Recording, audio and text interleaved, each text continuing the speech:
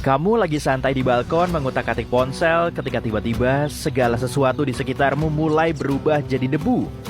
Terkejut, kamu pun meletakkan ponselmu lalu melihat mobil, sepeda, trotoar, jalanan, dan lampu lalu lintas menghilang tepat di depan mata.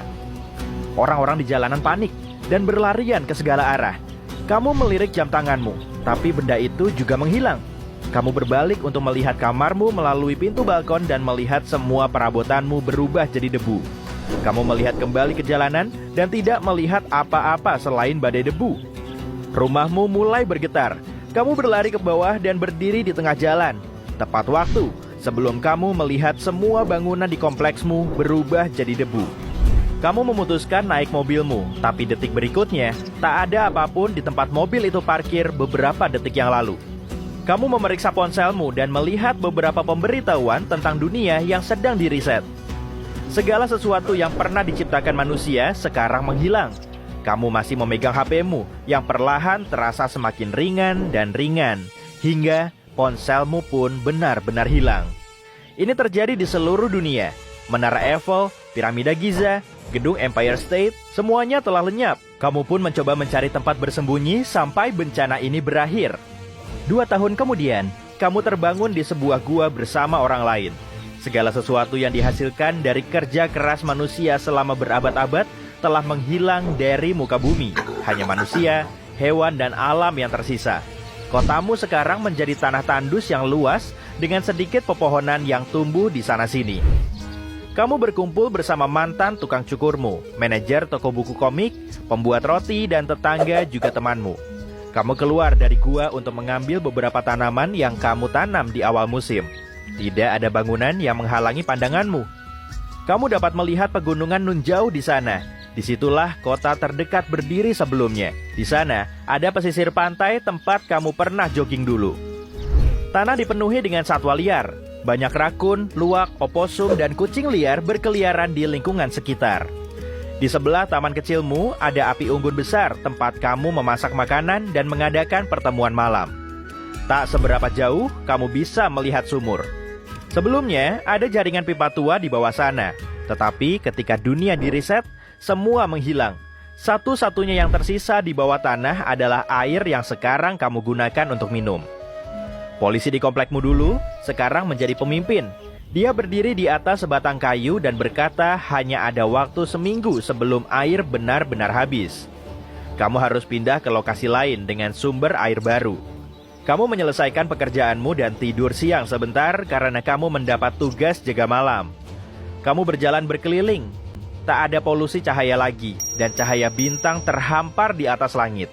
Ada 2 orang lain yang juga berpatroli di area tersebut. Tiba-tiba, kamu melihat sesuatu bergerak di kejauhan. Kamu memerhatikan dengan seksama dan melihat seekor rubah. Hewan itu menuju ke kandang ayam. Kamu pun berlari ke arahnya lalu mengusirnya. Hari pindahan pun tiba. Semua orang mengemas semua barang mereka ke dalam tas yang terbuat dari tali dan mulai berjalan. Hanya ada satu kuda yang membawa persediaan dan air untuk semua orang. Perjalanan menuju danau ini akan memakan waktu sekitar seminggu dengan berjalan kaki. Kamu melewati dataran yang dulunya adalah jalan raya antar provinsi. Matahari bersinar terik dan kelompokmu bergerak sangat lambat. Di jalan, kamu bertemu karavan nomaden lain yang menjual berbagai barang. Di malam hari, kamu mendirikan kemah di sebelah pom bensin tua. Bangunannya sudah tidak ada, tapi fondasinya masih tersisa. Seminggu kemudian, kamu akhirnya berhasil mencapai pegunungan di dekat danau dan memasuki hutan. Kamu harus menanjak hampir sepanjang jalan. Segera, hari menjadi gelap. Kamu harus membuat kemah di bawah naungan pohon-pohon tua. Malam itu dingin sekali, dan anggota kelompokmu berkumpul di sekitar api unggun. Kamu pun kembali berjaga malam ketika semua orang tertidur. Kamu sedang patroli ketika mendengar suara menggeram. Kamu mengawasi sekitarmu dan melihat beruang. Kamu langsung merunduk dan mencoba untuk tidak membuat suara apapun. Tiba-tiba, kamu menyadari kalau di sampingmu ada anak beruang. Makhluk penasaran itu mengendus-endus hanya beberapa langkah darimu. Sang induk beruang mengaum, memanggil anaknya.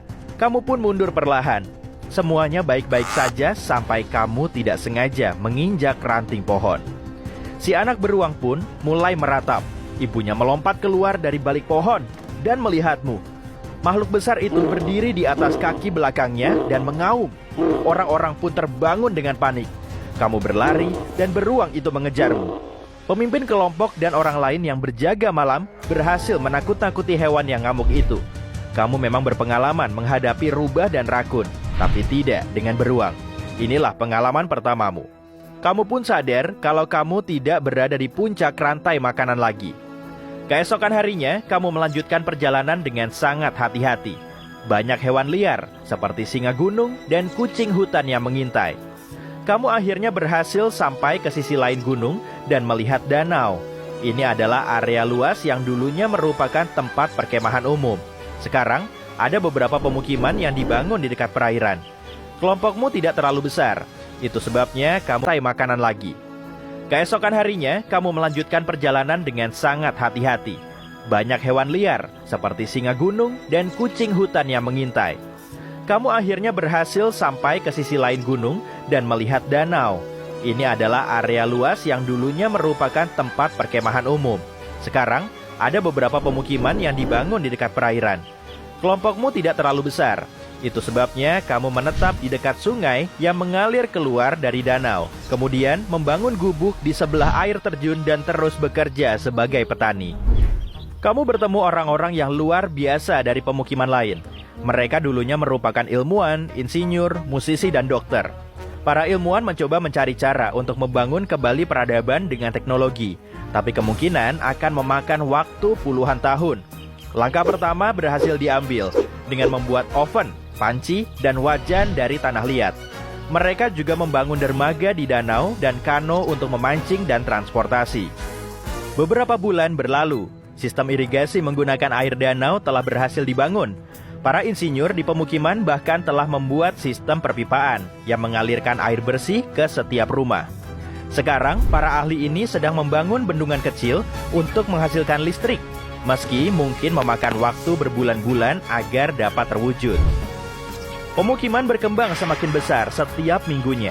Gubuk-gubuk baru dibangun sepanjang waktu. Seorang tukang kayu telah membuat bengkel untuk membuat furniture dan peralatan. Kamu tidak lagi harus patroli di malam hari dan dapat fokus sepenuhnya pada pertanianmu. Sejak segala yang diciptakan manusia lenyap, manusia menjadi jauh lebih sehat dan lebih kuat dari sebelumnya. Tidak ada yang duduk berleha-leha di rumah dengan mata tertuju pada ponsel atau layar TV. Asap yang menutupi perkotaan pun menghilang. Kehidupan laut berkembang pesat. Tidak ada polusi, dan pepohonan sekarang tumbuh di tempat yang dulunya gundul. Semua orang bepergian dengan berjalan kaki atau dengan kuda dan keledai. Hewan-hewan ini dikembangbiakan sebagai alat transportasi. Jumlahnya jadi banyak. Kegiatan ekonomi pun telah berubah. Semua orang menawarkan tenaga mereka dengan imbalan makanan atau hal-hal lain yang mereka butuhkan. Semua orang harus berkontribusi jika ingin tinggal di pemukiman. Ada beberapa perantau yang tinggal sendiri, tapi tidak mudah bertahan hidup di alam liar tanpa bantuan orang lain. Itu sebabnya orang-orang ini umumnya bekerja sebagai pedagang, mengirimkan barang antar pemukiman yang jaraknya terlalu jauh satu sama lain. Untuk hiburan, orang-orang bermain peran dari film klasik lama di depan penonton. Ada yang berhasil membuat gitar, seruling, dan alat musik perkusi dari nol. Sekarang, kamu dapat menonton konser di malam hari.